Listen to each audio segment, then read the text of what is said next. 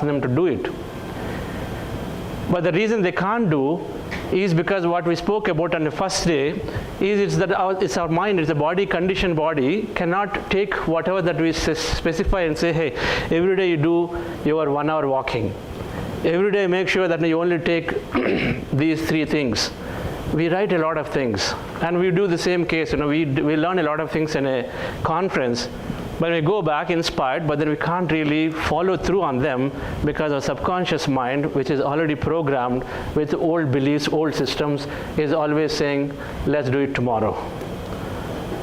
If you have to take to your morning liquid diet, by the morning, as soon as you go to the coffee table, dining table, it says, it's okay, you can do it tomorrow. Because the body is conditioned, body is craving for it, body is saying, you can do it tomorrow, tomorrow is there.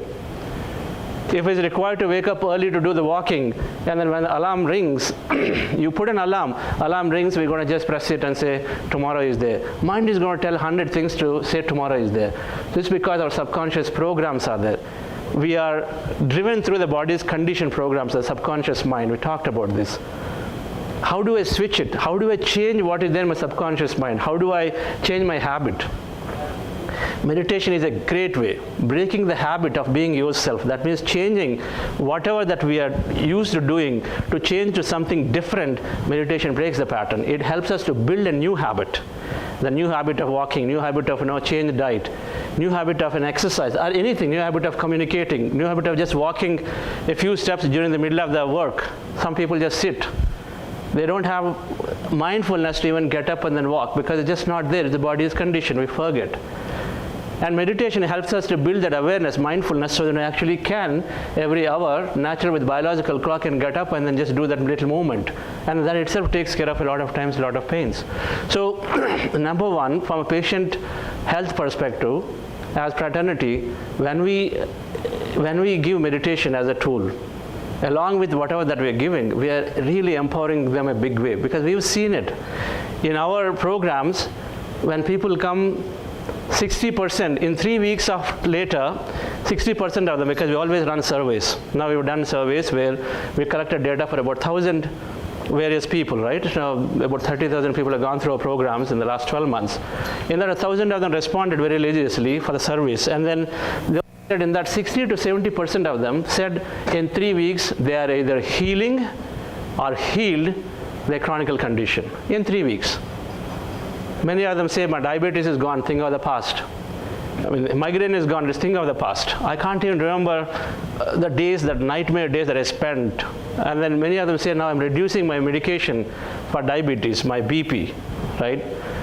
Backaches, slowly they forget that they ever had backache at all. I mean, I'm example, I used to have serious backache. So meditation is free of cost, zero cost, can help treat the chronic diseases. That means that our time is effectively utilized towards people who really need a lot of help, because chronic diseases are recurring, right? It just goes on forever. Number two, mental health. Many healthcare providers say that we're not equipped well with dealing with mental health conditions. Tell me if there are any doctors here, if you feel that if a patient comes with a mental health like depression, addictions, OCDs, where this cannot, any kind of disorders, they just cannot live with any imperfection. So do we feel that we are adequately equipped to solve the mental health conditions? Consistently in the service it comes out that there isn't an adequate tool to solve mental health, but meditation, dear friends, is an absolute tool. We have a psychologist from Orissa, and she was in a deep depression. What to do? Deep depression. 3 weeks later, we see every time, 3 weeks later, the same psychologist today is able to counsel so many people, and then they are solving the challenges through meditation. Psychologists turned around. When they come to us, literally, the state is, hey, will this really help? I have these panic attacks, I have this sudden OCDs coming up, I have this depressions, I just don't know how to pull myself out. We only tell them, just practice this meditation. Just bear with it, stay with it. We have to give that little bit of care. Every meditator is turning to be a great, loving person automatically. because meditation is helping us connect into this quantum energy field. It's a very scientific process, and some of you are new, where I covered this in the beginning. We are deep inside, we are energy, quantum physics. We are less matter, more energy. We all would have studied some of this. And so in meditation, when we empty our mind, where all our thoughts are slowly subsiding, and when thoughts become slowly less and less and less, we start experiencing what we truly are, this energy where we all connected. So from quantum model perspective, everything is energy. From energy comes the matter. This is how things are getting created. And our thoughts create the reality. In most situations, our thoughts, what you think and feel, is what comes out into our life. What we think and feel. If I want a specific patient to be behaving with me nicely, then I release that thought strongly. I'm having a good interaction with you. You are a good person. And I'm going to tell you this, and you're going to follow this. And you just send that strong, with an emotional intent, send that thought, and then see how the patient responds. And invariably, it's how the patients respond. Our thoughts and feelings create reality, because that's just the science. It's a quantum model. They have done an experimentation. They've taken electrons. Electrons they've taken, and then they started shooting electrons. In front there is a screen, and they started throwing electrons through an electronic machine gun. And when they throw the electrons, electron means what? It's like, let's say, take it as a marble ball, small marble. So when they start throwing electrons, if I throw an electron straight, what do you expect? And if the screen is there, when I throw the electron, it should go and hit the screen straight, because it's like a marble, right? It should have to go straight. But electron, when they threw, it's not going straight.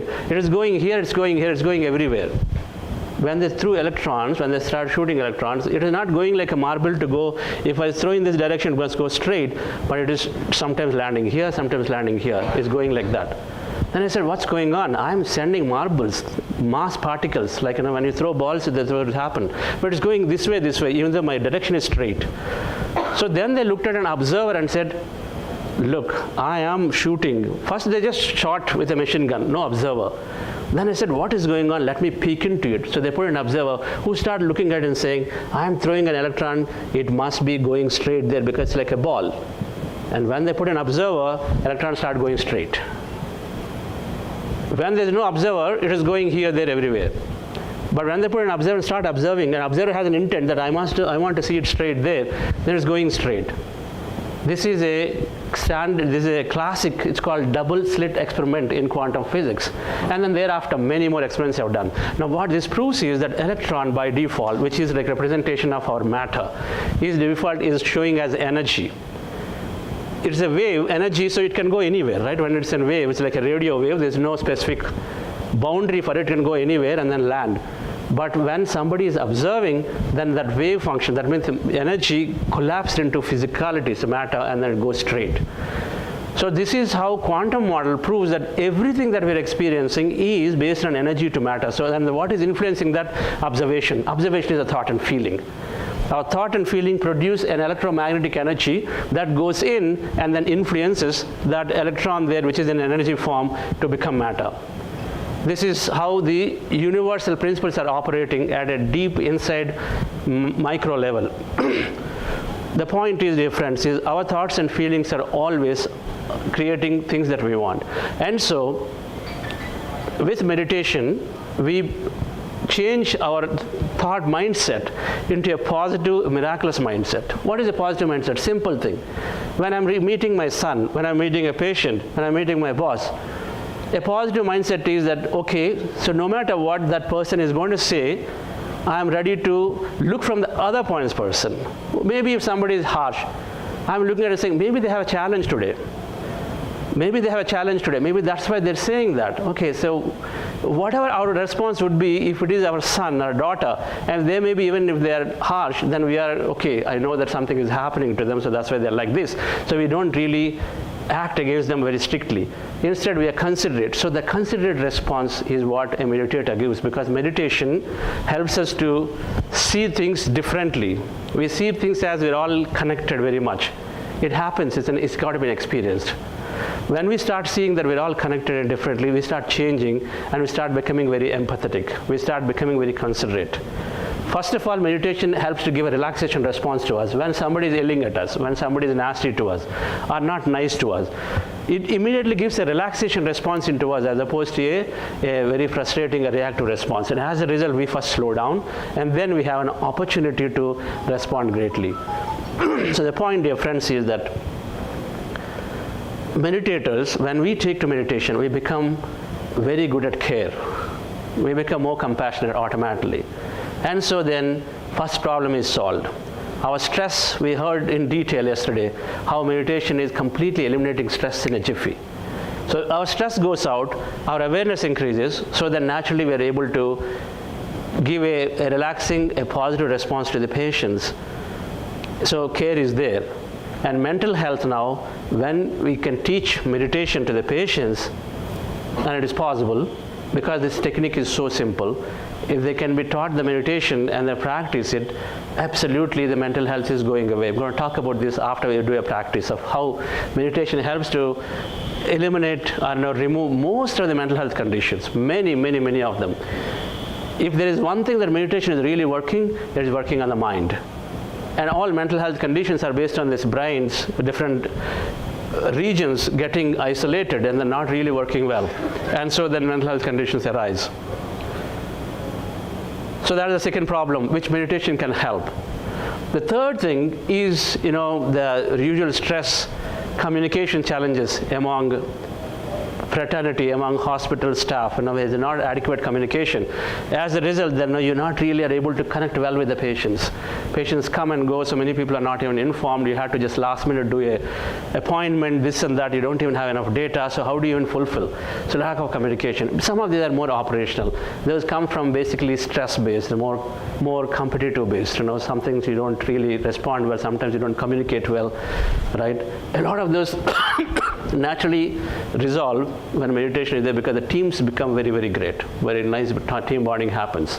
It's called emotional intelligence. We develop a lot of emotional intelligence to feel why I should be enabling somebody else as opposed to how I should pull somebody down.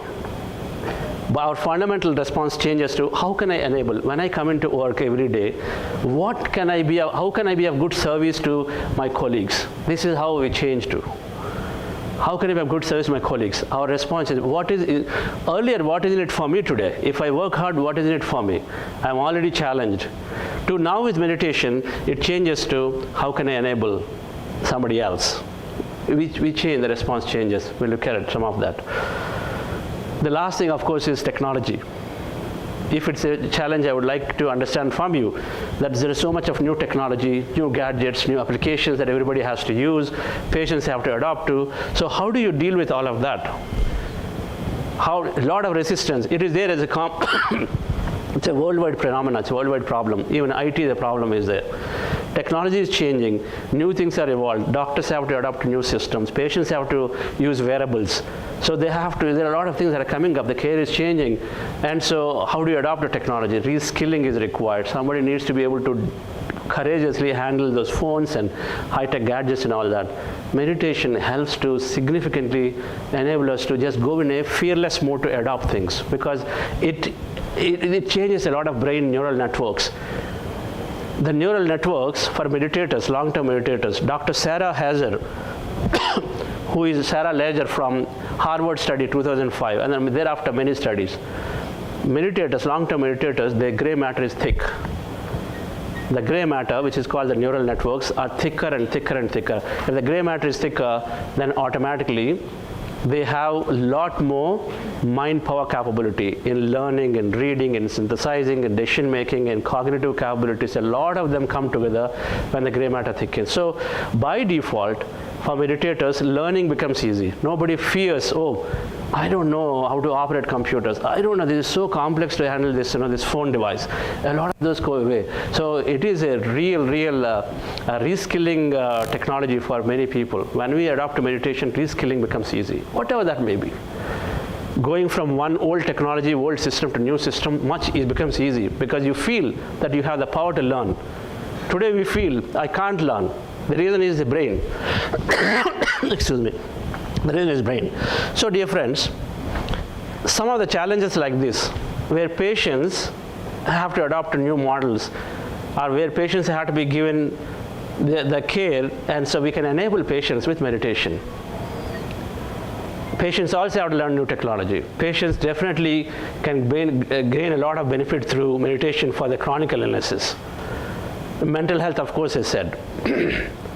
Communication between patient and doctor changes significantly if both are meditators. Significantly.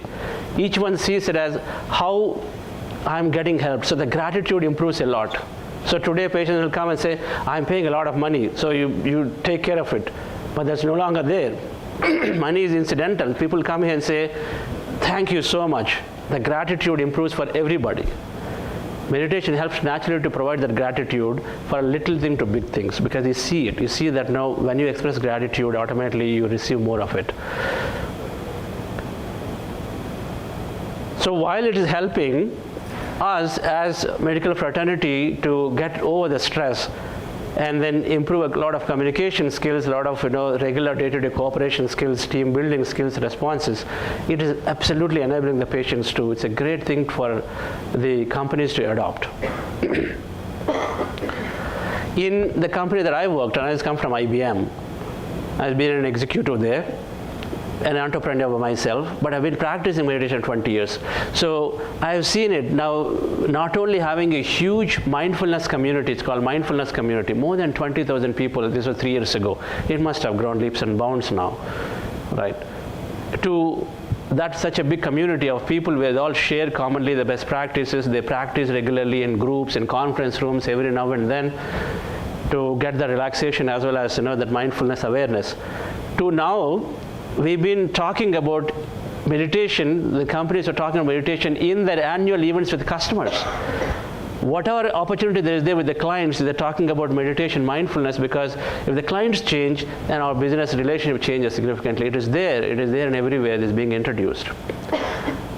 Star Health is one of the leading insurance companies. So today, Buddhasiva is also offering meditations to them. We've done to their clients as well as to the employees, because they see that it's going to help significantly for the prospect insurance policy holders to reduce the illnesses that come back. Naturally, the health improves significantly. So it is being offered. We know that IRDA is truly interested in providing these kind of services to overall improve the wellness, right? So let's look at what this meditation process. Let's go into meditation once again today, and then post meditation, I'll give a little more scientific backing of how mental health is considerably can be reduced with meditation. So the process, dear friends, that we are doing is Anapanasati meditation, breath mindfulness meditation. The meditation is called Anapanasati. It comes from Gautama Buddha. Gautama Buddha practiced this 2,500 years ago, and then he brought that to all over the world by spreading everywhere, and then it is now popularized significantly by Brahmarshi Patriji, founder of Pyramid Spiritual Societies movement. I've learned everything that I've been associated with him, with Patriji, in learning and then understanding this whole concept of science as well as spirituality, enabled through this simple meditation called Anapanasati. Ana means in breath, apana means out breath, sati is to be with. So Anapanasati means to be with our in breath and out breath. To be with our natural in breath and out breath. We call it breath mindfulness meditation, means being mindful of your breath for the whole duration of the process, just being aware of the breath. Mindfulness means being aware of any activity non-judgmentally. Non-judgmentally, without any conclusions, without an analysis, just look at it. If I'm seeing a cup of coffee, it is steaming, and I look at that and say, observe that. So be mindful about it. So first of all, we are there with it without getting distracted here, there, number one. Number two, don't do any judgments, don't do analysis. Oh, this cup, oh, this is beautiful, this is smaller than yesterday, I saw some other cup, my home has something steel, this is metal. All this kind of analysis comes because our mind is just always wandering. Mindfulness means all you're asked to do is just observe the cup, and so be with it. So our focus, attention has to be there, but we have our attention span is only 4 seconds. So if I ask you to look at a cup for a minute, in that minute, one would be going around, the mind would have wandered around 15 times at least in a minute. So 15 times it would have gone into looking at old cups, new cups, coffee hot or slow, how much vapor is coming, all that kind of stuff analysis goes on. So by doing so, we are going all over. We're not focused. When we're not focused, we don't get too many things done. So mindfulness is to be on one task, and meditation develops this mindfulness task. So to do that, what we are doing is observing our breath. So the simple technique, dear friends, is to observe a normal natural breath. And then you do that by sitting with your legs crossed, cross your feet, ankle at ankle, right? Fingers into fingers. And then you put your hands comfortably in your lap like this. Be comfortable. And then you don't have to be sitting with spine straight. You can just be relaxing, right? You can just relax. Avoid resting your head. Avoid resting your head because you tend to go to sleep. Otherwise, just take a nice back support, right? If that's required. If you feel comfortable like this, be with it. But you want back support, take it. The key is to be comfortable with the body. Our goal is to empty the mind. If the body is not comfortable, it keeps distracting. So if you've learned that meditation requires Padmasana at home, sitting on the floor, Padmasana, and don't do that. It's not necessary at all, right? That's only for very, very advanced meditators where you want to go more and more than you do it. 99% just by practicing like this is sufficient for us to really reap the benefits of everything I'm talking about. So sitting comfortably, if you're wearing specs, remove the specs. Specs are not required for meditation, keep them aside. And then what you're doing is you're closing your eyes and you want to observe your natural breath. For a moment, look at me. So you want to observe your natural breath.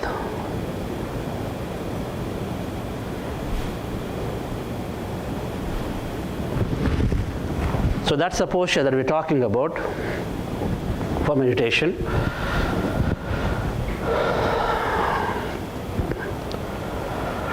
And with the eyes closed, observe the natural breath. Where do you observe the breath? Anywhere in the nose. Breath starts from here. For some people it may be here, right? It goes in and out, right? In and out. So for some it may be here. For some who are like sports people are now very good exercise, and some of them it may be some longer breath from somewhere in the tummy, right? From stomach, from navel area. So wherever it is going, but I want you to observe here. Don't observe here, anywhere, but observe anywhere in the nose, preferably right here. This is the point. This is called third eye point. Breath, when it is observed, slowly, when you sit relaxed with the eyes closed, when all the distractions go away, our body's autonomous functions slowly, requirements comes down and down and down, meaning what is required to power the body, that energy requirement comes down and down. So when you are sitting relaxed, and then breath automatically slows down. So we are doing, instead initially long breaths, it will become small breaths, short breaths. Initially heavy breath, it will become lighter breath because it requires less oxygen, less energy. So automatically, as you observe your breath, just sitting and observing anywhere in the nose, see that the air is going in and coming. I want you to observe your natural breath. No forceful inhalation. We're not doing pranayama, right? We're not doing rechika kumbhaka. Don't hold your breath. Just observe whatever natural breath that you have. I'm sitting and simply observing. Observation means you are sensing, you're feeling that there is breath that is going in and coming out. That's all, right? You're looking at it. You're observing, and when you observe the breath slowly, dear friends, mind becomes empty. All the thoughts start coming down. It happens automatically. We don't have to cut the thoughts, they happen. And as you observe the breath, mind becomes empty. As mind becomes empty, slowly, we start experiencing larger emptiness around. We start forgetting about our body, our people around, our environment around, everything that we ever known. We forget everything, meaning we temporarily take out of our mind. So as thoughts go away, we forget everything. We start experiencing that emptiness all around. That emptiness is energy. That emptiness is energy. So we may experience some energy experience in the body movements, body, mind, visions, sensations in the body, feelings, maybe a little bit of pain here and there. Many things may happen. When you experience any of those energy, I want you to just be a witness to it. Be a witness. Don't analyze, don't interpret any of it. Just be a witness. Okay, I see some pain is coming here. Okay, let me just witness it. Oh, I see some tingling sensation here. Just be with it. Don't analyze, interpret, and say, what is it? Is it electric shock now? Is it going to bother me? Don't do the analysis. Just be with it. Just observe it. You're observing the breath slowly. Breath is becoming lighter. Slowly you start feeling emptiness. In that emptiness, you start receiving energy. You may feel, you may not feel. If you feel, be a witness. Don't be a sakshi booth. Don't analyze. Right? Without analysis, be there, and then continue with it. Keep doing, and then slowly that experience will go to the next one. I want you to be that way, dear friends. Now, as you're observing, as the mind is empty, little while later, suddenly the monkey mind comes back, and suddenly a thought comes. I have 4 o'clock, some meeting is there, I need to rush, right? I have guests coming in the home, so I need to go faster. So whatever that may be, thoughts will come. Your job, when you see the thoughts are there, cut the thoughts and come back to the breath again. When thoughts are there, come back to the breath and observe the breath. Slowly again you go into the emptiness. So this process we're going to do for some time, where you keep observing the breath, experiencing emptiness, again as our thoughts come, then you cut the thoughts, you come back to the breath, right? So keep doing that, and that's the process of meditation. I'm going to play some music and also guide dear friends to help us go into the deeper states. I want you to keep your eyes closed for the whole duration. First timers may feel it is too tough, I just can't do it. But I request that just keep your eyes closed, because that's the first training we get. It gets very, very easy after that. So keep your eyes closed. Do not open the eyes until the time where in the end I will say you may open the eyes. That time you open the eyes. Until then, have your eyes closed and then working on it. Keep working on it. All right, friends, relax yourself. Sit comfortably with your eyes closed.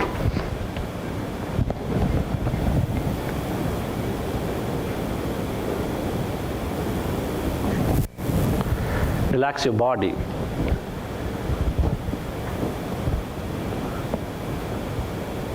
With your fingers into fingers, dear friends, legs crossed at ankle,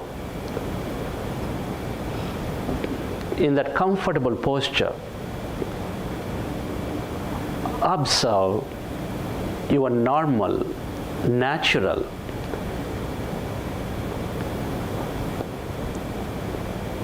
in-breath and the out-breath. Take any point on the nose, preferably in the middle of the eyebrows. Observe, air is going in and coming out.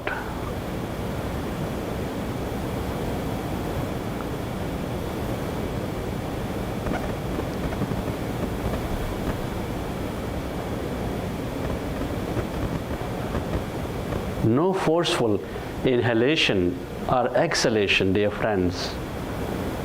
Just that natural, normal breath. Observe it. Subtle observation.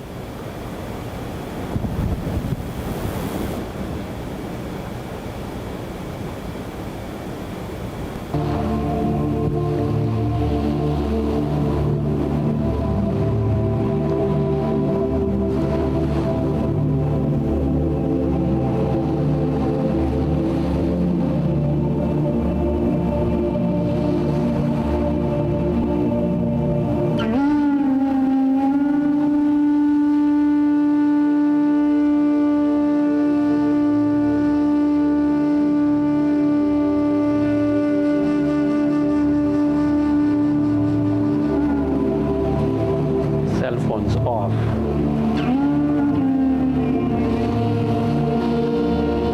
This is a time, dear friends, you are given to yourself.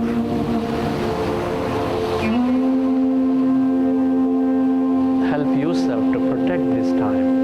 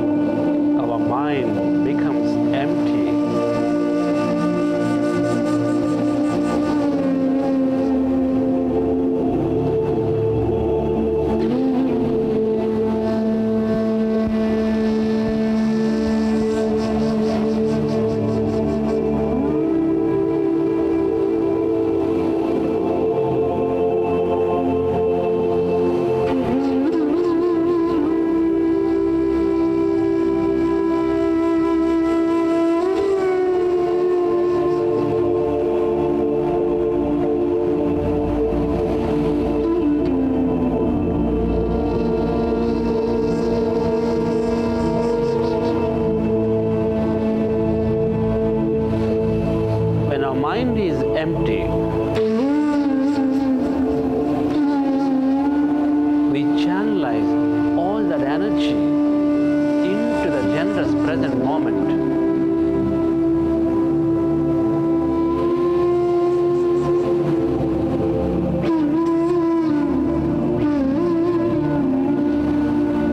We develop greater awareness about our body, our emotions, our mind.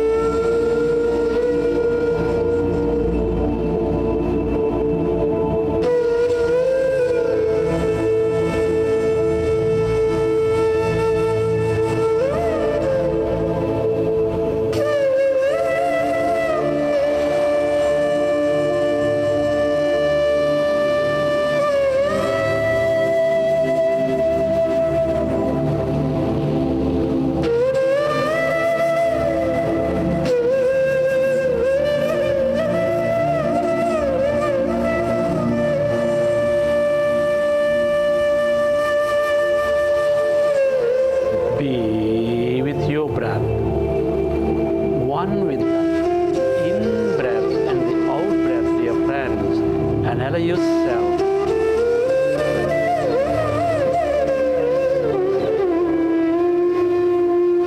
to become totally empty.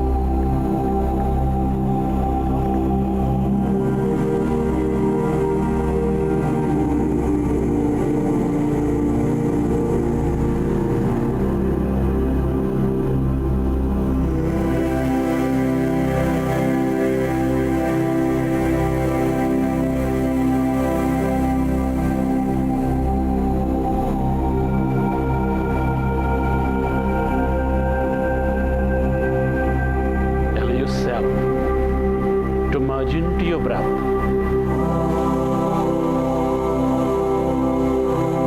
And allow yourself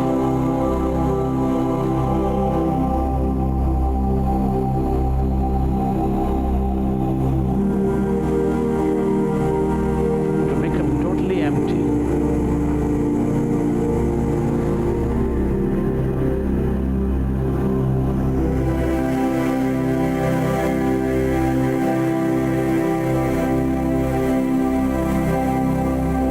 Your mind is empty. Can you become aware of that emptiness inside of you, all around you?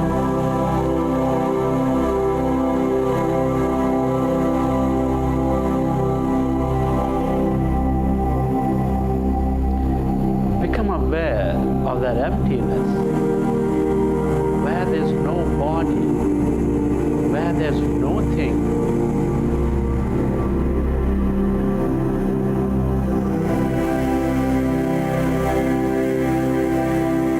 Your eyes closed, dear friends. Observe your breath.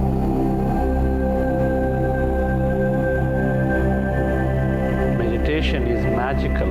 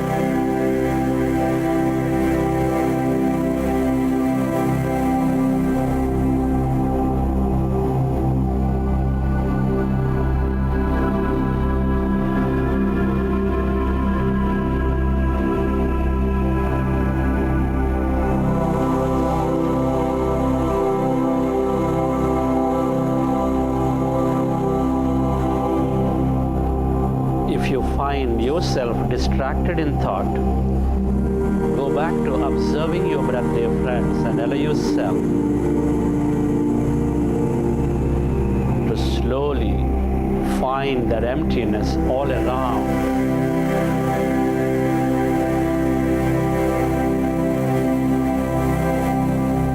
Every thought is about a person or a place or a thing. And we empty our mind of thoughts. We slowly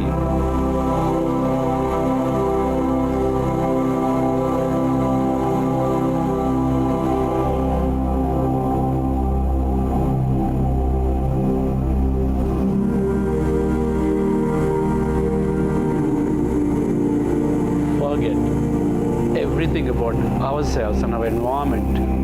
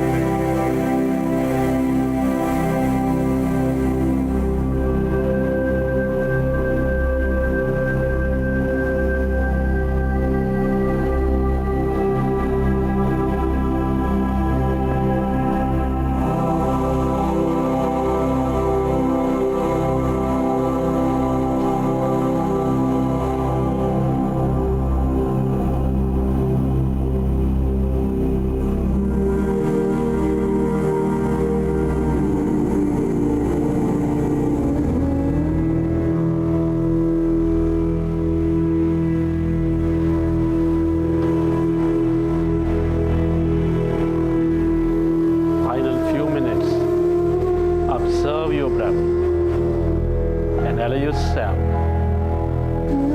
to stay connected to the emptiness all around.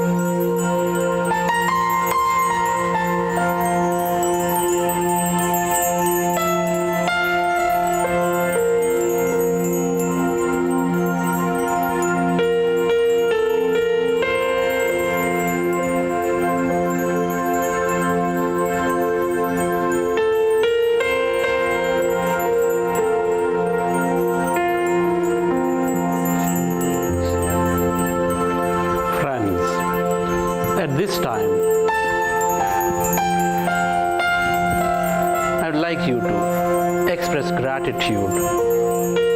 Gratitude for all things and everybody.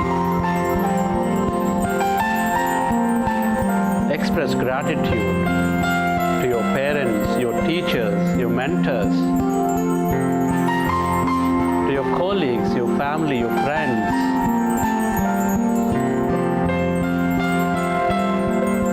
Give thanks to all the things you use, the technology, your companies, your government systems, for supporting our lives in many ways.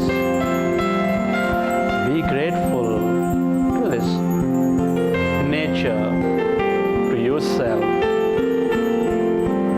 and to this intelligent universe, quantum field.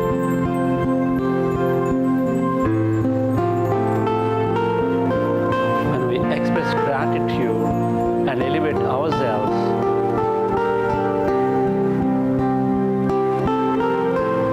we produce stronger signal into this quantum field to receive more of the same.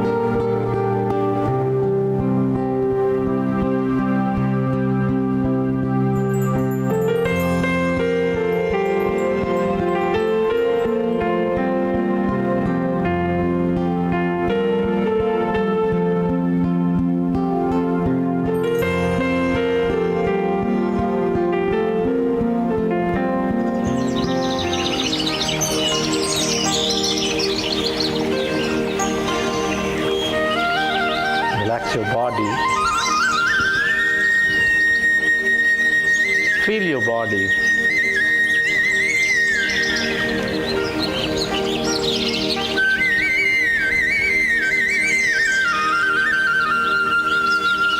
Recollect your experiences from the session.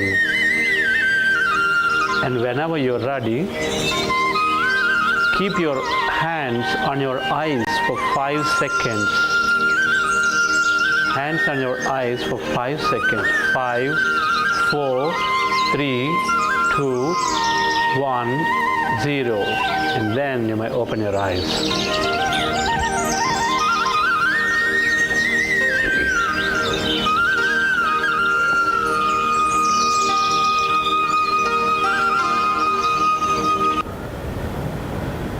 Okay, friends.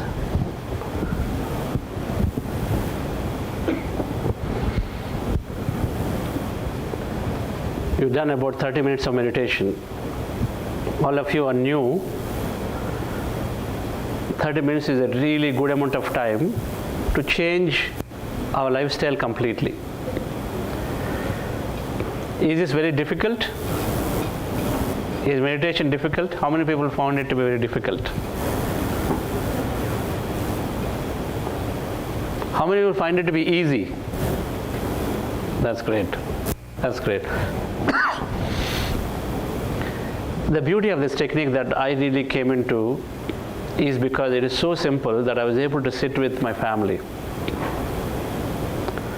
My children, when they are at 5, 6 years, they learned it that time. If there is one thing that parents can give to children, or to if we can give to our parents and our children, this is meditation. Parents absolutely gain that confidence back, their worth back, the self-worth back. If they're retired and then feel like nobody is bothered about them, so their self-worth is back again in their hands, their health is back in their hands. And for children, they develop so much of concentration, mind powers, that their education becomes a breeze. And then develop all the talents, because naturally meditation helps us to align to our inner talents. We go with our feelings.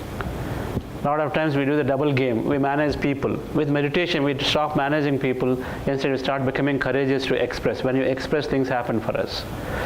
When you hold back, then it comes down to the body health. Health suffers. I was very surprised. 50% of adults in America have some kind of chronic illnesses. The reason is fundamentally emotional imbalance. Fundamental.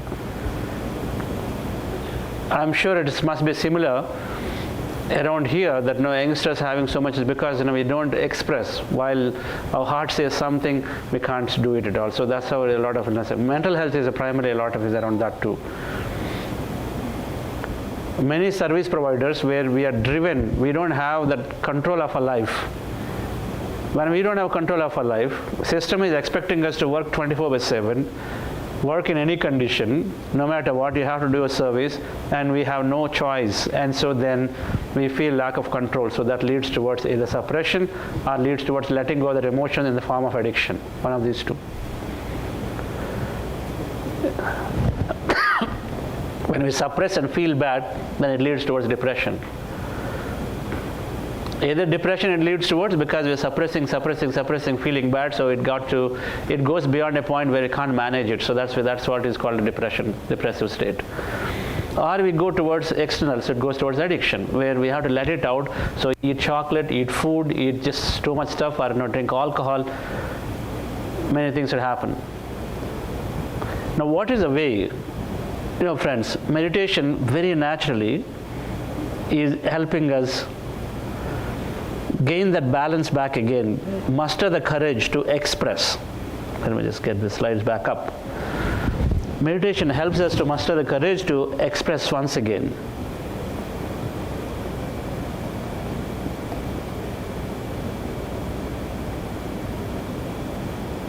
Right.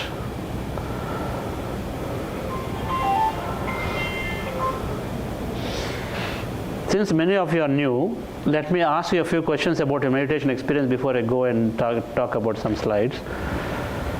Going back to the experience slide again, it's important that you understand, because the technique that you just practiced does not require much guidance, so you can practice the same at home. Whatever you learned today, observing the natural breath, sitting down quietly in a place, maybe usually when you wake up in the morning or about when you're going to bed. These are great timings where nobody is disturbing us. You want to keep yourself definitely away from the phones and gadgets, because you got your 25 minutes of time and then you get so many calls and you keep looking at it. You can't really go into the empty states at all. If you are serious about our practice, then we are staying away from the gadgets for that much of time, right? And then you go into this empty state, simple meditation that you do, and these are some of the experiences, okay?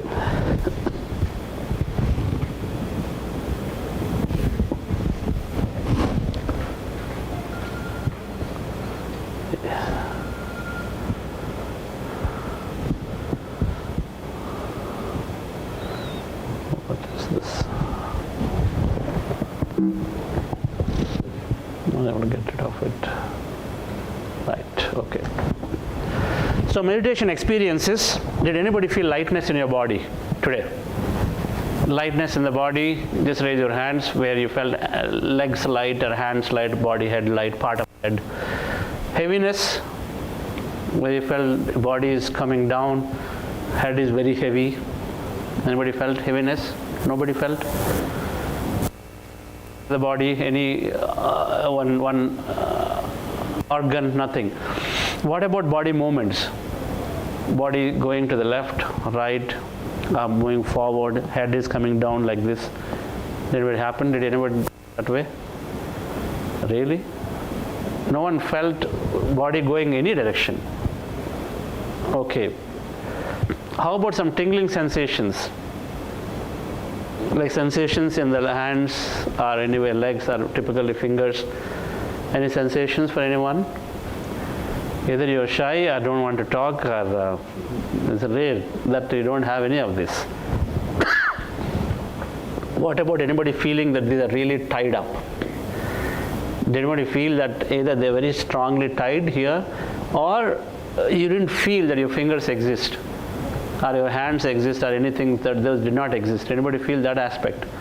That some part of the body did not exist and melted away. You're not able to feel it that time during meditation. What's that? You experienced something? What did you experience? Hands. Okay, perfect. How about whirling sensation? You feel like you are rotating inside. Feeling of whirling, rotating. Anybody feel that feeling? Our body itself is rotating, our head spinning, and you held yourself back. Anybody feel that? Anybody see colors? Colors, black, red, yellow, many kind of, as you're meditating, some kind of colors that you're seeing. Okay. Anybody saw visions? Sceneries. Sceneries are gods, goddesses, are people who are not there anymore, are your friends suddenly you see, either now or past. Anybody see any visions like that? I've seen in Himalayas, snow mountains, any of those. What about any deep feelings? Deep feelings, felt like crying, laughter, particularly during gratitude time. You're able to express gratitude, thanking people and places in our life. Were you able to do it?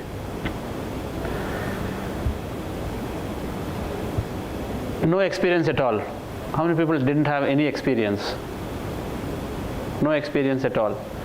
Do you feel calmness? Do you feel calm right now?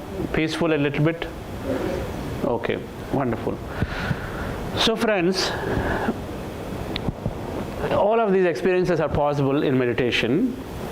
They all happen because in meditation, scientifically what's happening is we're emptying our mind of thoughts. And every thought, if you notice, every thought you have is about somebody, is about something, is about a place.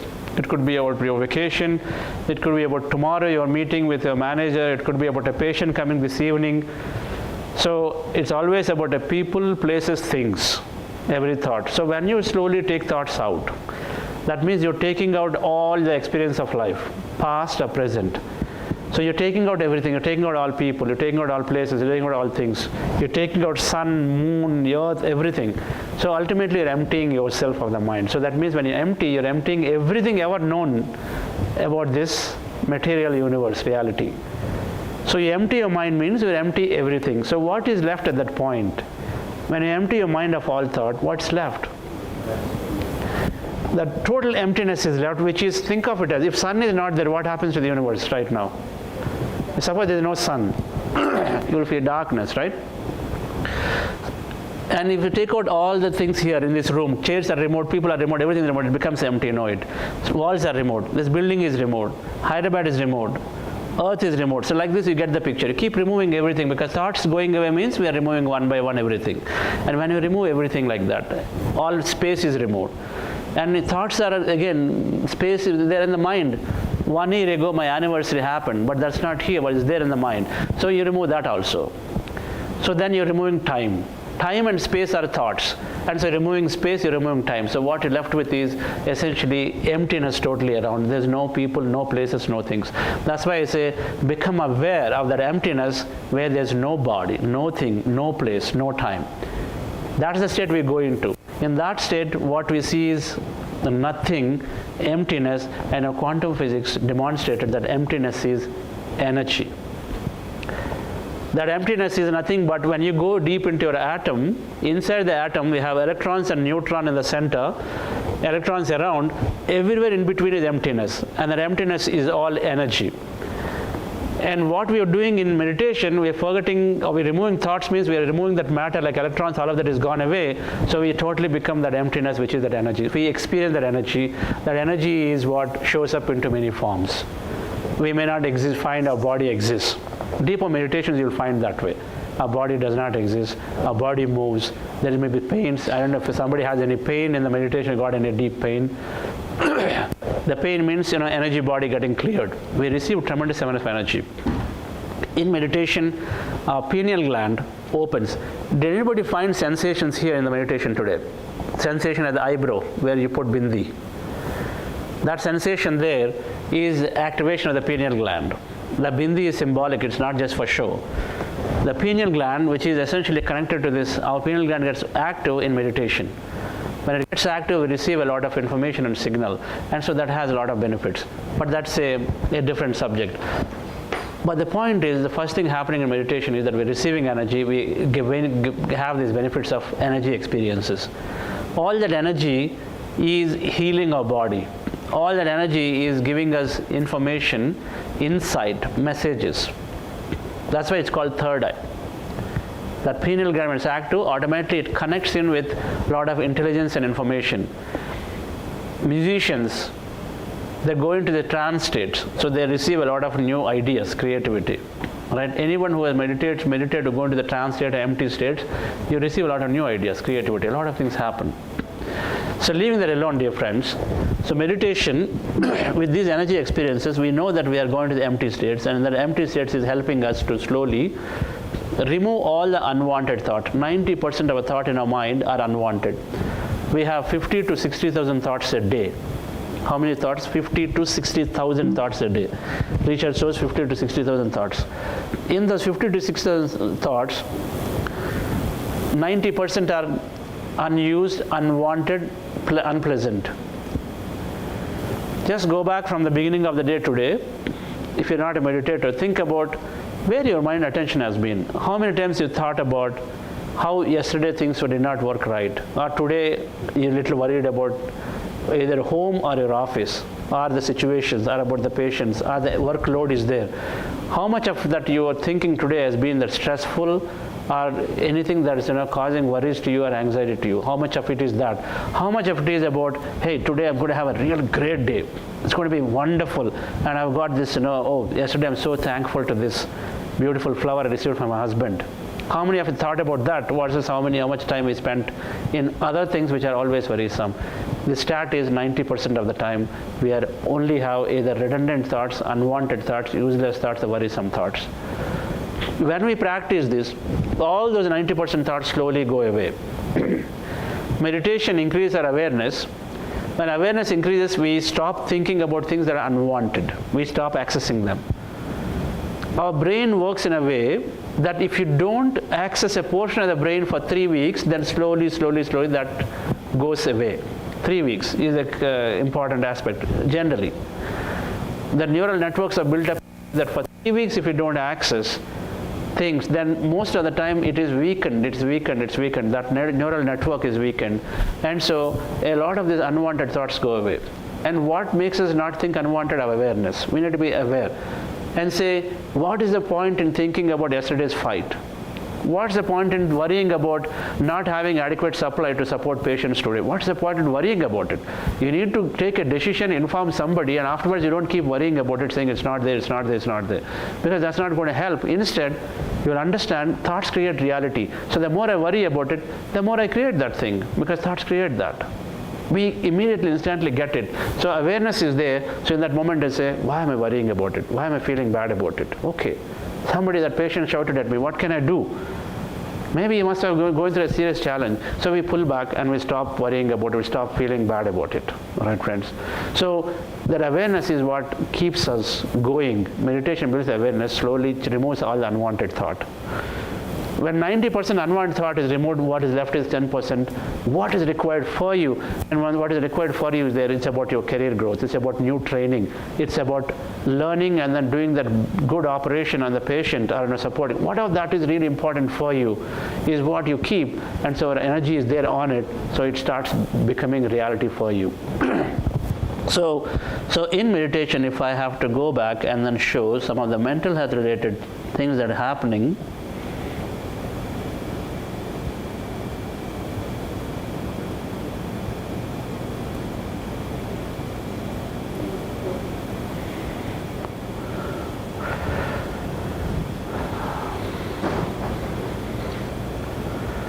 so meditation, yesterday we talked about this, it lowers stress.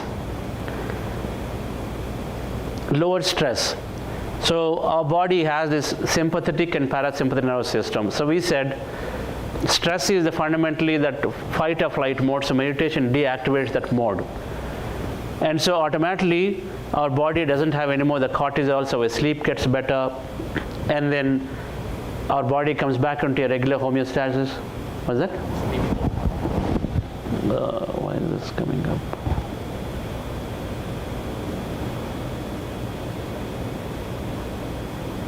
This is not sleep mode, this is, where have to get rid of it? Okay. So activating this parasympathetic nervous system so that we come back, we become cool. There are two nervous systems, sympathetic, parasympathetic. Sympathetic is what gets active when you are stressful. Parasympathetic is when you are relaxed, and so meditation automatically activates the parasympathetic nervous system. And so as a result, my body slows down. And so we come back into a normal beat of heart rate, a normal beat of many things. second thing is that increasing feel-good chemicals. What is the feel-good hormones? This is the most important aspect from a mental health perspective.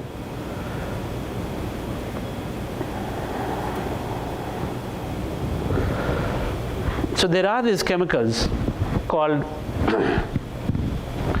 serotonin, dopamine, endorphins, oxytocin. Serotonin, let's start with endorphins. Endorphins are the pain relievers. So if there is pain, chronic pain, because suppose I have chronic challenges. When I have chronic challenges, then automatically I slowly lose confidence, right? If I have to take leave regularly, if I'm a youngster, I have to take leave because I have some challenge. And then slowly lose confidence, it leads to depression, right? Any chronic condition for many patients, particularly at the odd age, are leading to a lot kind of depressions, confidence losers, right? So endorphins sort of help to build that capacity to endurance to the pain. Endorphins is what is given, painkillers. Meditation develops a lot of endorphins. So our ability to deal with pain increases. So naturally, then we're able to deal with it. So we're able to accept it. It comes naturally because endorphins are produced. As a medication, endorphins are produced automatically. Dopamine makes us feel good for no reason. Dopamine is a chemical that makes us feel good for no reason, and this is what is given as an alternative to people who are under depression or addictions. They're given dopamine. That steroids that are given are dopamine for depression. These two are given. So that you want to lift the mood, make the people feel good. When I'm depressive, what do? You lift the mood. So dopamine is a feel-good chemical to make them feel good out of no reason. And so dopamine is produced in meditation plenty. In meditation, dopamine is produced plenty. They have done experimentation. People who are addicted with medication in jails and with meditation. 8 weeks later, the people who are meditating, 90% of the addiction is gone. 8 weeks later, when they meditated daily, 90% of the addiction is gone for them. So most naturally in our workshops, so many people come with alcoholic addiction and then slowly get over them in a good way. Right? His mind says, no way I can give up my alcohol, but it's a good way, we get over it. Basically, we become the master of it. It's not to say that alcohol is bad or this or that. It's up to us independently. It's an individual choice. But the addiction won't be there for anything. Cheese cravings go away. So dopamine is an important chemical that is produced in plenty. So people are automatically made to feel good automatically. No matter what my situation is, you feel good for no reason. That's what people say, right? No matter what the situation around is. If I'm not valued, a lot of childhood issues come. Parents don't recognize, and the way they talk to children or in a society circle, my son works hard but doesn't get enough marks. So you show that you don't value enough whatever they work hard. So when you show that not valued, I'm not valued is a quality that you grow up with. And so when you do that, automatically you feel less confident and then slowly losing interest and slowly going into depression. So this dopamine is plenty in supply. Same way serotonin is changing the mood. It is an important chemical when it changes the mood of the person. When you run, when you walk, when you go to gym and come back, you feel really good, right? That's because plenty of serotonin chemical is produced in brain. And the same thing happens in meditation. And they have taken 10 joggers and then 10 meditators. Jogging versus meditation, they found that meditators have a lot more amount of serotonin produced than doing same amount of jogging. Only serotonin there, but with meditation, dopamine is high. Oxytocin is a loving chemical. It sort of naturally extends love and affection to everybody around, no matter what they're doing to us. Oxytocin. There's a love chemical, it's called. So these are all called happy hormones, and they're produced in plenty with meditation. One meditation is a solution for great relationships, great health, mental health, physical health, many things, dear friends. So there is any amount of literature to go on talking about this, science behind meditation or how it's helping. Right.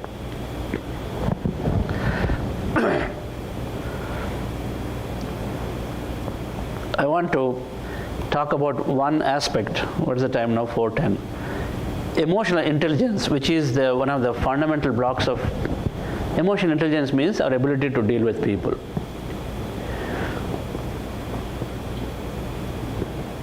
Before I do this, can you turn to the person next to you and explain what you learned so far? Person next to you, just talk to them and explain what you learned so far. Come on. The way brain works is when you explain, then we recollect the knowledge. Automatically it becomes more sticky. Just turn to the next person next to you and explain. 2 minutes. You can turn to Pedro. Just explain to her what you learned, and you can explain to her in turn. If 3 of you there, just explain. Talk to him. Just give that explanation. Whatever key learnings that you had so far. It's fun, friends. It's fun. Just don't shy away. Just fun.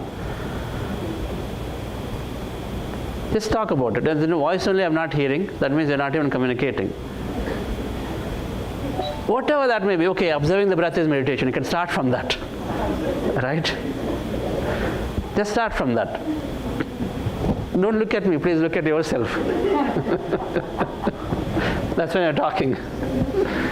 It could be anything. It just builds up that thing. The way brain is working is whatever you repeat, it sticks more. That's why we all remember our tables. Right? So you just repeat it, so at least you go away, you'll have a few points to talk about because your time is valuable. Just talk to your person next to you.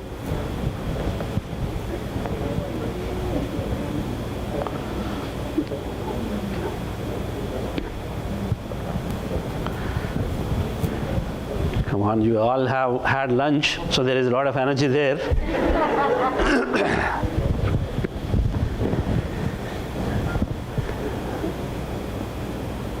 Not talking.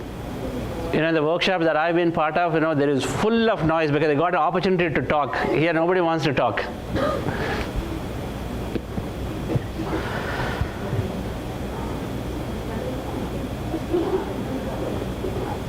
It increases feel-good hormones. It reduces stress. Meditation is increasing awareness.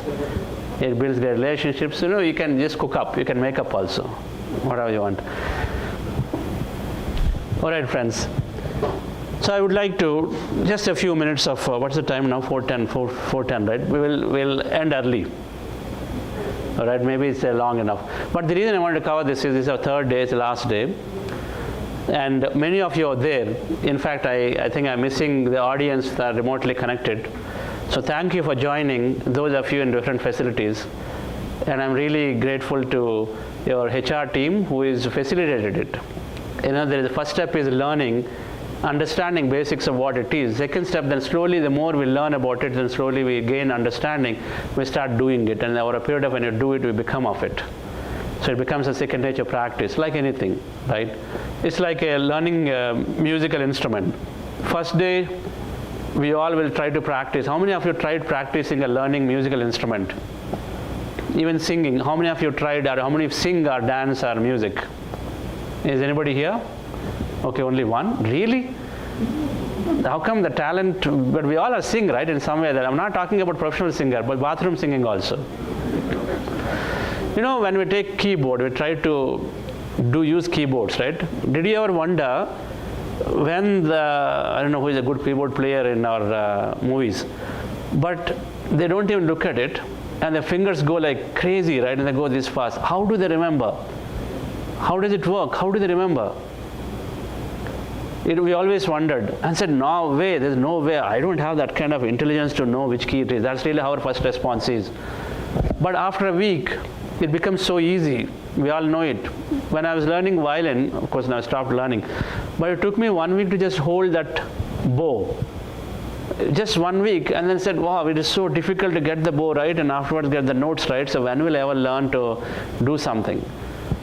But it's always that way. First day is like that, second day, third day, fourth day, but usually a week later, then it gets better.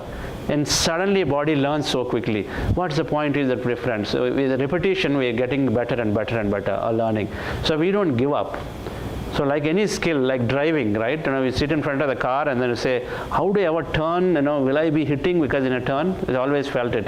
But now it's easy, right? And it's easy once you learn it. So same thing, meditation also gets very, very easy. We just have to go through it. So thank you for all of those joining remotely and then patiently listening to this, right? And so this emotional intelligence wheel is essentially about our relationships.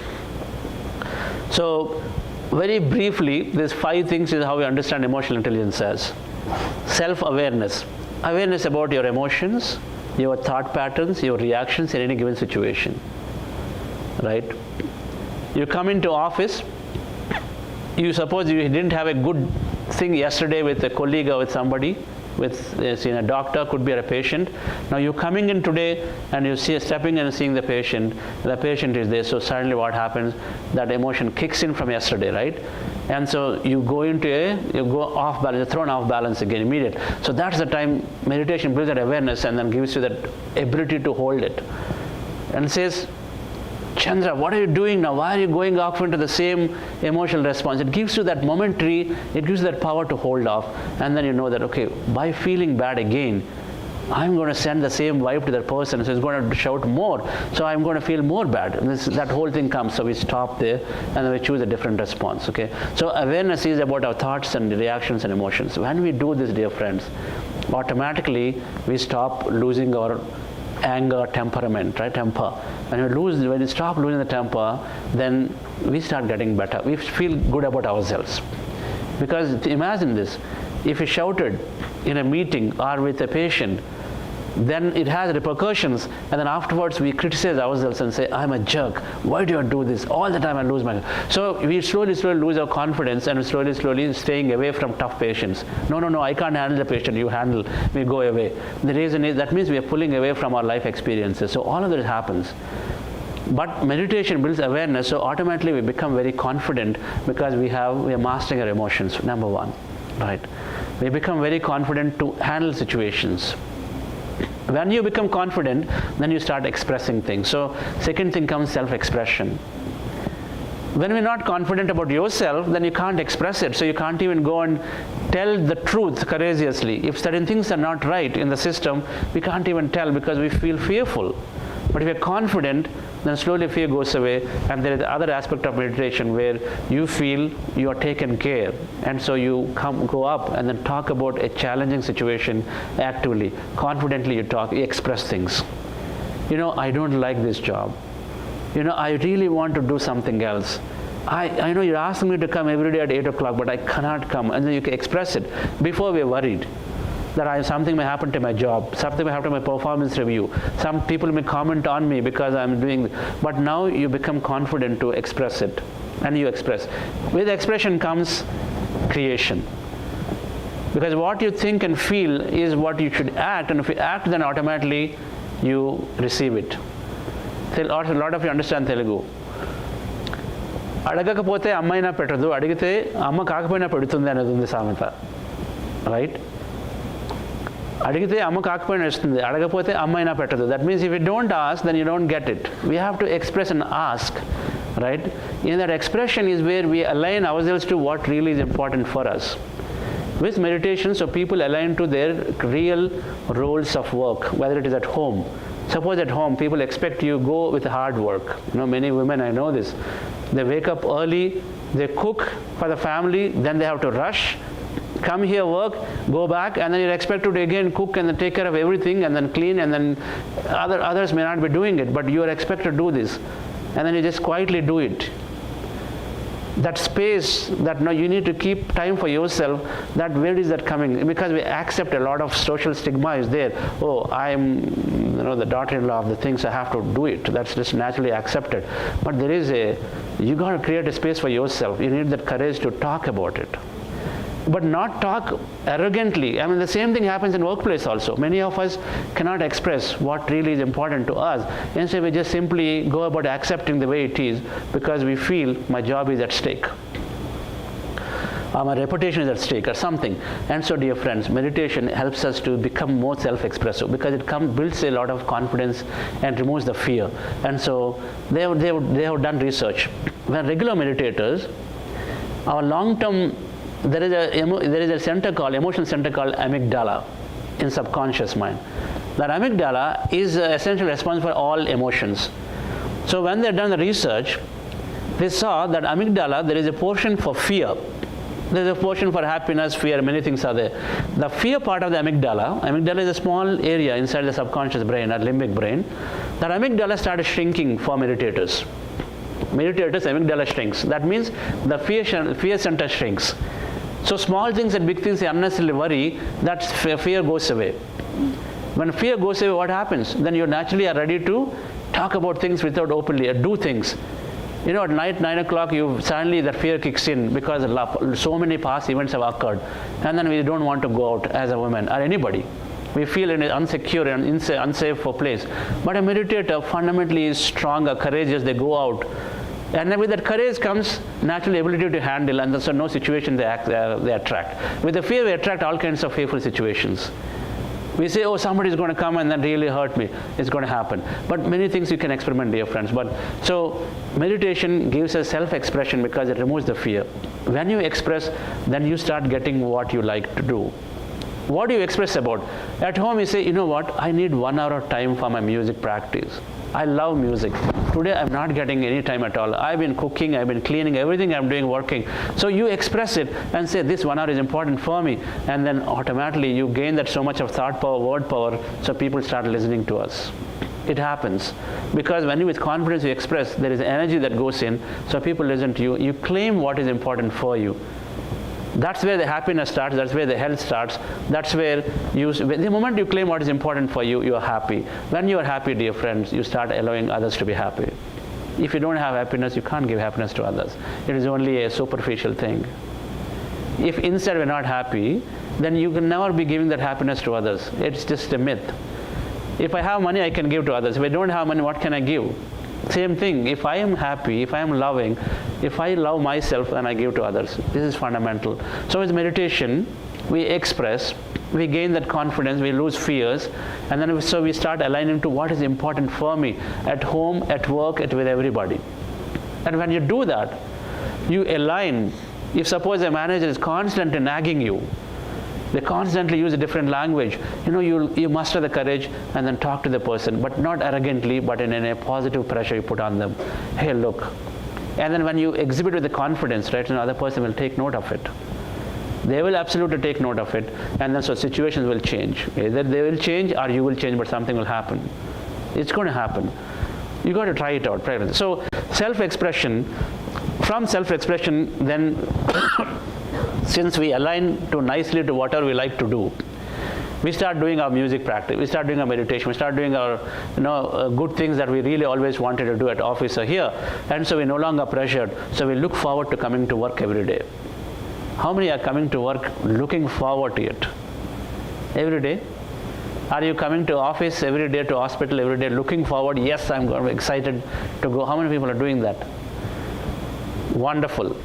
So if you're coming that way, now as a meditator, if you take on, then you're going to do 10 times more work, which is going to amplify your experience 10 times more, because meditation builds incredible capacity.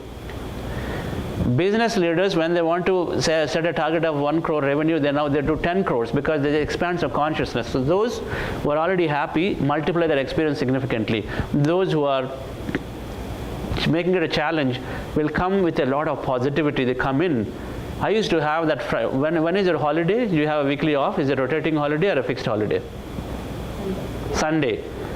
So is there a Monday morning syndrome for people? Oh, Monday morning has come, now I have to go to office. Hey, Saturday evening is there, that is also there, right?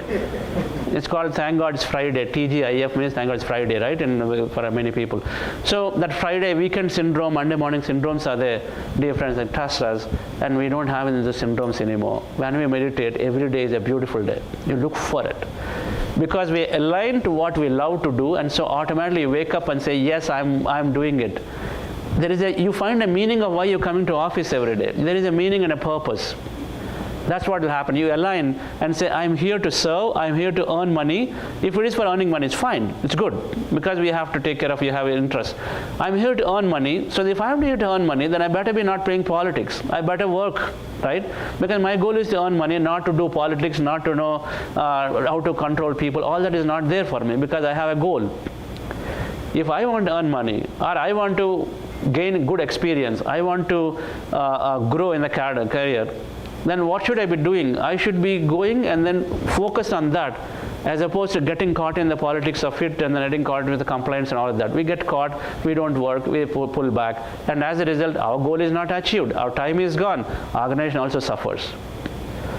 Think of it and say, oh, I'm here, very clear, I need to work really well. This year this much, next year more money, this year more money, this is my hike, this is what I want to do. You're focused on it. So here, there things come, you're not bothered about it. You say, in order for me to perform better, I have to figure out a way, I'll do it. So we come looking for a reason. So we have a purpose on hand. So we come into the company, go back home every day with a meaning and a purpose and say, why I am doing what I am doing. That understanding develops, dear friends. So meditation is fundamentally gets us what we want. So we start looking forward. That means when you start looking forward to coming to work, you work with inspiration. You inspire others, because if I am, you are very coolly working. People shout at you, or things are very challenging, some stocks are not there, people ask you to go up and down, but still you're calm, you're just working happily because deep inside you're happy. And so when you do that, people around you notice and say, oh, how is Chitra is able to always handle it so well here? So we become inspiration to others. So you start spreading that positivity, and so you become inspiration. So everybody starts looking at you, learning from you. You become manager's delight. Companies love such employees, right? Because you don't need constant, hey, have you done this? Have you done that? Did you take care of it? Are you following the procedure? Nobody needs to come and keep telling us, because we love what we're doing, so naturally we do it. You know that. When we like what we do, we take full responsibility. So that's going to happen, dear friends. So if anybody here, team leaders, it's a great skill. If you have a challenge with teams, bring them to meditation, automatically all the problems will get solved. If a team is meditating, all the problems are solved. You can nicely relax because they'll take care of everything for you, right? It's going to happen. It is happening. That's how I'm fortunate. We have a great Buddha CEO team. A lot of them volunteers. We don't pay any money to them. They naturally come forward because they want to help. For them is no longer how much I'm getting. Instead, they're like, Lakshmi Madam is here, it's help. Narendra sir is here, it's help. He flew with me here for 3 days. Right? She is working, but she came here because he wants to help in case you have questions. So the team is there readily wanting to give, not want to take. Right? So inspiration, we become inspirers. We inspire people, and we are inspired to do things. Our efforts are inspired, not authorized. Right, friends? So then, when inspiration is there, dear friends, we are also developing a lot of empathy towards others. We don't sympathize with people, we are considerate to others. Every leader should be, at least, if you are a team leader, we should be spending time with our employees, at least 10 minutes, 20 minutes, asking about how their life is, personally. Sit down and ask. We have an empathy towards them, not always target, goal, business, have you taken care of this patient, that one, this one, all that. Ask, we have that empathetic consideration. We develop a lot of empathy for others. Meditation naturally brings that empathetic quality. And the last thing is, because all of this is developed, because you care for others, and you become a natural leader. So you're a natural leader, so in your offices, in your companies, at home, you take a lot of initiatives. You don't keep things unattended. If certain things are not right, suppose that wash basin is never attended, is not good for the patients, you don't say, okay, it's not my problem. Instead, you take leadership. You take it to the corresponding department. You take that pressure because you want to truly make a difference. So you become a leader, naturally. So dear friends, meditation builds all of this in a very, very natural way when we practice it regularly. Right? There are many more things like this. That meditation, why meditation should be used or practiced regularly. I've expressed on the first day and yesterday. I have grown my business significantly through meditation, just by business. I'm talking about business now, not relationship. I've aligned to my core objectives of teaching meditation or being able to support a lot of projects, many things. But I was able to rally people around me to be able to support it because that's you align to it. So it gives me great pleasure and happiness. We come here as a non-profit. When Lavanya Madam asked Lakshmi Madam, so we said yes, we want to do it. We want it because it gives us happiness. It gives us happiness. We don't get paid for it, but we want to do this because we feel that if we are able to empower a few of you, then it is great. That's really the idea, dear friends. Simple meditation. How do you go from here? Lakshmi Madam, please tell what are the next steps. Of course, your HR is going to tell you next steps. But however, we also, as Buddha Seva Foundation, we constantly offer programs, so you can connect with us. Please go ahead, madam. Hello everyone. Hope you all had a great session. So, చిన్న విషయం ఏంటంటే On change. Yeah audible yeah so ఈరోజు ఈ 3 డేస్లో we got a feel of it what is meditation ఎలా చేయాలి అని. So few of us might want to continue this, and who just stepped in today might want to explore more of it. So we at Buddha CEO Quantum Foundation, we have different programs for different kinds of people, okay? For instance, మా flagship programme ఏంటి అంటే 40 days programme చేస్తాం మేము. So ఈ 40 daysలో ఏంటి అంటే first week we talk about what is meditation, what is not meditation, what is that you can expect out of meditation, అవన్నీ కూడా ఎక్స్ప్లెయిన్ చేస్తాం. ఫస్ట్ ఎంటైర్ వీక్ మెడిటేషన్ గురించి మాత్రమే ఉంటుంది. సెకండ్ వీక్ వచ్చి హెల్త్ గురించి, how health can be improved. Physical health అవ్వచ్చు, మీ మెంటల్ హెల్త్ అవ్వచ్చు, రైట్. స్ట్రెస్ గురించి మాట్లాడారు సార్, యాంటీ ఏజింగ్ గురించి మాట్లాడి ఉండొచ్చు, రైట్. మెమరీ పవర్ ఎలా పెంచుకోవాలి, కాన్సన్ట్రేషన్ ఎలా పెంచుకోవాలి. ఈ సెకండ్ వీక్ మొత్తం కూడా the entire second week of it we focus on health. Third week we talk about manifestation. ఈరోజు మీకు అందరికి ఒక చిన్న ఎగ్జాంపుల్ చెప్తాను. నా manifestation, I'm an employee, I'm working in an IT firm. నేను ఈరోజు లీవ్ తీసుకునే పొజిషన్లో లేను యాక్చువల్గా, but I wanted to come here so that I can spend some time with all of you.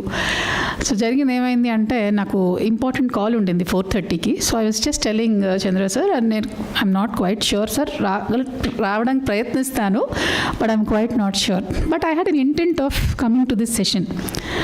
So fortunately what happened was, నా evening 4:30 call morning 11:30కి schedule చేశారు. I had a wonderful call, contributed whatever I can, and I am here without any sort of discomfort or guilty feeling, etc. So what I am trying to tell you is, manifestation అన్నది కూడా meditation ద్వారా సాధించవచ్చు. మన మనసులో ఏదో ఉంటుంది, అది materialistic అవ్వచ్చు, లేకపోతే నేను స్పిరిచువల్గా ప్రోగ్రెస్ అవ్వాలని అనుకోవచ్చు, లేకపోతే నేను ఒక మంచి హస్బెండ్ రావాలి, ఒక మంచి ప్రమోషన్ రావాలి, whatever it could be. Meditation helps you manifest that.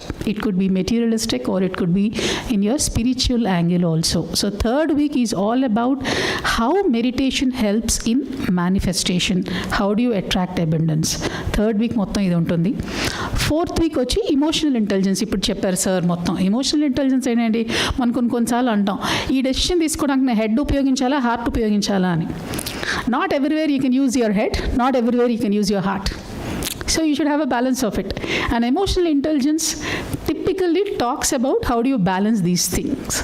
So fourth week is entirely about how emotional intelligence, we can develop emotional intelligence through meditation. That is the fourth week.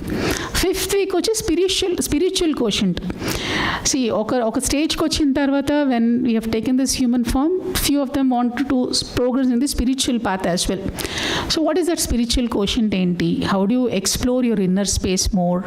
That constitutes of our 5th week program. 6th week which is service. At the end of the day, if you see sir, ఆయన ఐబిఎంలో vice president లెవెల్లో executive టీంలో retire అయ్యారు, బయటకు వచ్చేసారు. He started his own firm. He was in he was heading that company. all of it, he just came out of it just with an objective to give service to the humanity or to the people around him. So 5th week, 6th week is all about service enti, what is the importance of service, all that we deal with it. So this is our flagship program. It's a 40-day program. మనకందరికీ తెలుసు, ఏదైనా మండలం రోజులు చేస్తే అది మన బ్లడ్లో ఉండిపోతుంది. It is hard to break, right. It becomes a habit అనేస్తాం మనం. పొద్దునే లేవంగానే మనకు ఎవరికి చెప్పరు బ్రష్ చేసుకోవాలి అని, మనంతటి మనమే చేస్తాం. ఎందుకు చేస్తాం? అది మన నరనరాల్లో జీర్ణించుకుపోయింది, అది మనకు హ్యాబిట్ అయిపోయింది. సో 40 days చేస్తే, ఫస్ట్ 21 days చేస్తే it becomes a habit, then meditation 40 days చేస్తే ఏమవుతుంది, ఎనీథింగ్ ఫర్ దట్ మ్యాటర్ మనతో అదొక అటాచ్మెంట్ లాగా అయిపోతుంది. It's had to break out of it, right? You get use to it, you feel that it's a part of your daily life. So this is a 40-day program where we encourage people. This is open for general public అండి. buddhaco.org/programs అన్న దాంట్లో we have list of programs. The first and the foremost is this flagship program where we are talking about a 6-week transformational program అంటాం. ఎందుకు చెప్తున్నాం transformation అంటే, it could be transformation అనేది health కూడా అవ్వచ్చు, మీ ఫిజికల్ ట్రాన్స్ఫర్మేషన్, లైక్ నాకు తలనొప్పి పోయిందని, కొంతమంది మైగ్రేన్ పోయిందని, కొంతమంది స్పాండిలైటిస్ తగ్గిందని, ఇలా చాలా case studies we have it live. So ఫిజికల్గా, మెంటల్గా, I came out of depression, I came out of anxiety, I came out of some fear factors అని చెప్పిన వాళ్ళు కూడా చాలామంది ఉన్నారు. సో అపార్ట్ ఫ్రమ్ దిస్ ఈ 6 days ప్రోగ్రాంలో ఎందుకంటే ఈ డిఫరెంట్ ట్రాన్స్ఫర్మేషన్స్, ఇప్పుడు నేను ఒక కార్పొరేట్ సీనియర్ మేనేజర్ని, సో నేను ఎలా డీల్ చేయాలి ఎంప్లాయీస్ని, ఆర్ నేను ఎలా బిహేవ్ చేయాలి, ఇలాంటివన్నీ కూడా నాకు ట్రాన్స్ఫర్మేషనే కదా. How do I deal with my people around is also transformation for me. So ఇలాంటి ట్రాన్స్ఫర్మేషన్ కంప్లీట్గా జరగడానికి 40-day program we feel it's a best tool. First part of it, this is for general public. Anyone can register, it is a free program. Anyone can register and be a part of it. And on an average మా every ప్రోగ్రాంలో on an average మాకు around 1,500 to 2,000 registrations ఉంటాయి. On an average కంకరెంట్గా 600 to 700 people every morning we meditate together. Morning 6 to 7:30 మేము అందరం meditate చేస్తాం when this 40-day program opens. Number 1. Number 2, 40-day program అయిపోయిన తర్వాత కూడా since we don't want to break the practice, all of us join the same session at 6 o'clock every day in the morning. కంటిన్యూస్గా జరుగుతూనే ఉంటుంది. 6 to 7:30 all of us assemble, around 300 to 400 people concurrently. We all from different parts of the globe, we sit together and meditate. Number 1. Number 2, not just meditation, we also talk about certain spiritual topics. ఇప్పుడు నేను ఎంత కష్టపడుతున్నా నాకు results రావట్లేదండి, అతను ఎవరో చూడండి అంత గొప్పగా ఏం చేయడు, ఆయన కూడా మంచి ప్రమోషన్లు కొట్టేస్తున్నాడు, నేను ఎంత కష్టపడి డైటింగ్ చేద్దామన్నా కూడా నా బాడీ వెయిట్ తగ్గట్లేదండి. Lot of such questions, right? So what is the science behind this? Why someone is able to do, why we are not able to do? కొన్ని రియాలిటీ చెక్స్ నేర్చుకుంటాం in terms of spiritual knowledge. Third thing, the beautiful part of it is book clubs. మాకు apart from 40-day ప్రోగ్రాంలో కూడా జరుగుతాయి. Apart from that also we conduct some book clubs. అంటే ఏంటి, ఒక book తీసుకుంటాం. ఎగ్జాంపుల్ సార్ చెప్పుంటారు కదా, the breaking habit of being yourself అని, placebo doctor Joe Dispenza, and mind to matter Dawson Church. Example చెప్తున్నాను. స్వామి రామ గురించి, కొంతమంది మాస్టర్స్ గురించి, ikigai, how do you understand the purpose of your life. Certain spiritual books are picked up for every season. Weekly మాకు week మొత్తంలో ఒక్కొక్క book గురించి 2 classes ఉంటాయన్నమాట. So ఎవరైతే మాస్టర్స్ ఉంటారో వాళ్ళు they read it out and they discuss in the group Zoom సెషన్స్లో. So అది బుక్ క్లబ్స్ జరుగుతాయి. And for youth we have 21-day program specifically design for youth, right? అంటే వాళ్ళు గ్రాడ్యుయేటింగ్ యూత్ అనుకోండి, 4th yearలో చదువుతున్నారు, బయటికి రావడానికి, మార్కెట్లో రావడానికి, వాళ్ళకి క్యాంపస్ ఇంటర్వ్యూస్ ఫేస్ చేయడానికి కాన్ఫిడెన్స్ రావాలి, స్కిల్ ఉండాలి. ఇవన్నీ from that angle we will be tailoring that program. That is exclusively for youth. For senior citizens, what is that at that age, what would they need? Senior సిటిజన్కి ఎలాంటిది కావాలి, అలాంటి senior citizen programs ఉన్నాయి. Couple of days, we say 3 days or a 5-day program. We conduct 5-day program exclusively for health. We conduct programs for women. We conduct programs for corporates. So we have different programs, but main flagship programs are 40-day 6-week program, youth programs, book clubs, and also after every 40-day we do something called as Akhanda Dhyana. అంటే ఏంటి అంటే ఒక 3 years continuous intense meditation చేస్తాం. So all these programs we conduct, and all our programs are published in buddhaco.org/programs అనే దాంట్లో. So all of you, I would request all of you to continue this. Since you have tasted a part of it, you can continue. You can register for the programs, continue, and you can talk to us in case you want to talk to any of our team members, you can approach Jones. He has got our contacts. You can get in touch with us to see if you want us to do something exclusively for your group or for your own community. Right. So this is about the programs that we conduct. Make the best use of it. It is definitely, meditation is definitely miraculous. That has been my experience. So I request all of you also to experience the same. Thank you. Thank you, madam. It's wonderful. So we have a weekend program this weekend, tomorrow evening onwards. It's called Only Exclusive Manifestation for 2 days. Manifestation to manifest anything. So just based on this knowledge you gained, you could think of joining. You go to our website. It's called Fortune, buddhasiva.org/fortune. If you click that and then register, you automatically get a link. You can join tomorrow evening and Sunday 2 sessions. So 9 hours of program, giving whole intricate details of how you can manifest things in your life, how you can create, right? So something that you can start with rather than waiting for the next 40 days, which is in January 24th, is when next one is starting for all of us. So thank you, friends. It's really an honor and pleasure to share what we know. We feel very grateful for you giving us time to help us share, help us realize our purpose. So really thank you all for 3 days, especially many facilities remotely joining in, and deeply thank KIMS management, Lavanya Madam, Jones, Mr. Jones, who has been so diligently working to all our benefit in trying to get this put together. So we deeply thank, and of course my team is a wonderful team. Thank you, Madam, for you joining all 3 days. Dr. Vidya Madam, who has been again a beneficiary of meditation, so want to contribute. She came here 3 days. So we look forward to seeing more again with all of you, KIMS. And I'm going to play a video. Those of you who would like to watch a video of one of the past programs, what participants are saying, feel free to stay back and see it. Otherwise, we'll see you in some other occasion. So thank you. Have a wonderful day.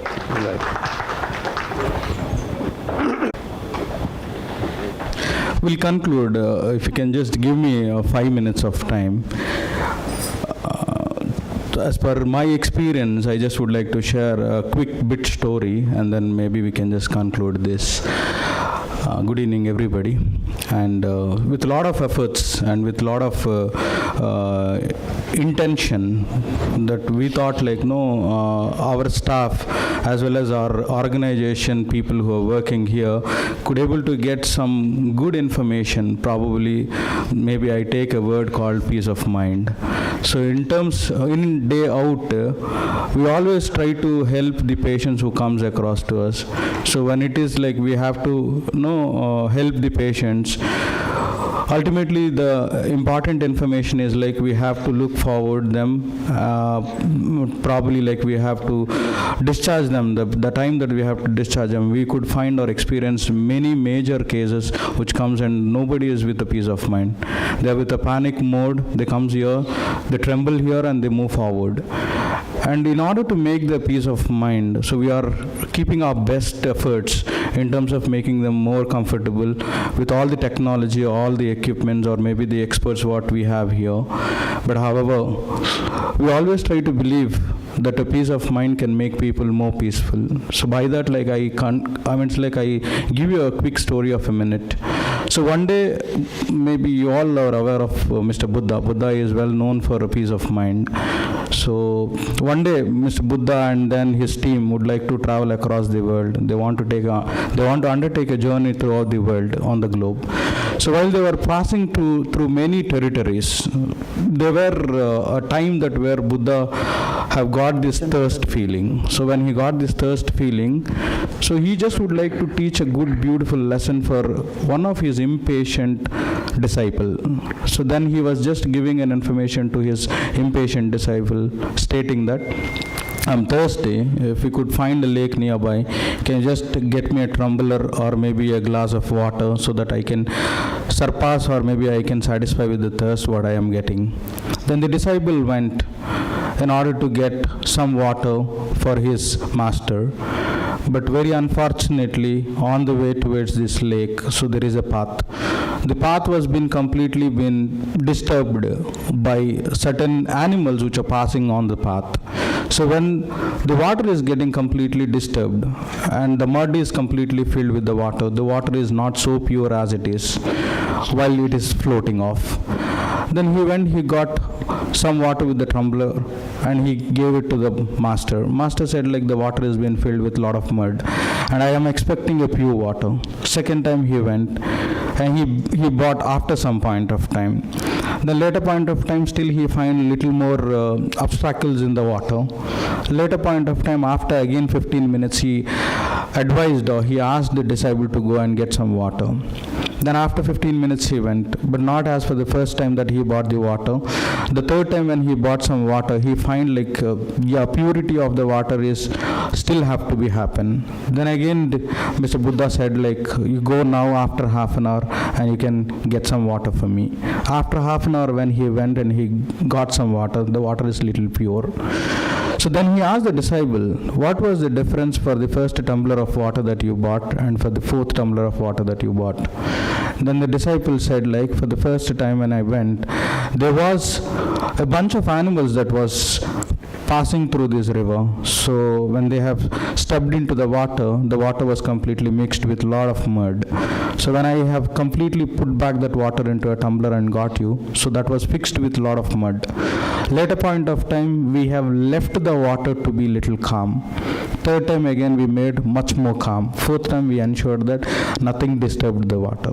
So similarly, conclusion of the story, Buddha was teaching to his disciple very clearly like, whenever there is something happen to your mind, with that disturbed mind, never ever take any sort of decisions that which comes across. So it's all about purity indicates that a peace of mind. So at times in case if something is really troubling you, something is really bothering you, something is really making you disturbed, so please wait patiently for some time. Calm down yourself. So as rightly it was noted, emotional intelligence is somewhere which is very big subject, but maybe I think like I'm not worth even in order to get that subject to you all. But however, whatever the knowledge that I have in this emotional intelligence is like a beautiful way of you managing your own things. 101 tasks comes across your way, but still you put a smile on your face and you still go forward in order to assist the people who are coming for a help from your end. So for that, only one mantra that we always have to follow is like peace of mind. That comes only when you are completely stable, calm. So that happens only with the concept of meditation. Maybe this is what that experience that I gain out of the information of these 3 days, so maybe like prior to this, whenever I interact with the people. So by this I conclude this, and a lot of thanks that we have to give to Chandra sir and Nagalakshmi madam, and along with them we have another sir is like Nagendra garu. All these 3 people, when they have asked me like, no, can we just go ahead and do this program, so Lavanya madam have took the permission, and probably we have came across to do this. So with a lot of effort that we brought the people to ensure that our staff will get some good knowledge, and it is purely about, because we all are day in and day out are getting with a lot of pressures, maybe like it's a kind of stress that we are undergoing. So we thought like some stress relief kind of session, or maybe some kind of health related session that we could conduct, so that will definitely help out our all employees. So that's what the plan that we have in our mind, and we would like to execute it. And today it is possible, though we have a minimal set of people come across, but we are very happy that at least the people have been responded for it, and we try to take the feedback from your end, the way that you reconnect with the continuation of this process or maybe the sessions. And I'm so glad and thankful to all our staff, as well as Chandra sir and then Nagalakshmi madam and sir Andha, who came across all the way from Bangalore to get some knowledge about the meditation and how effectively this will work for our personal as well as a professional life. And by now I conclude it, and thank you so much. Have a good day. Thank you, sir.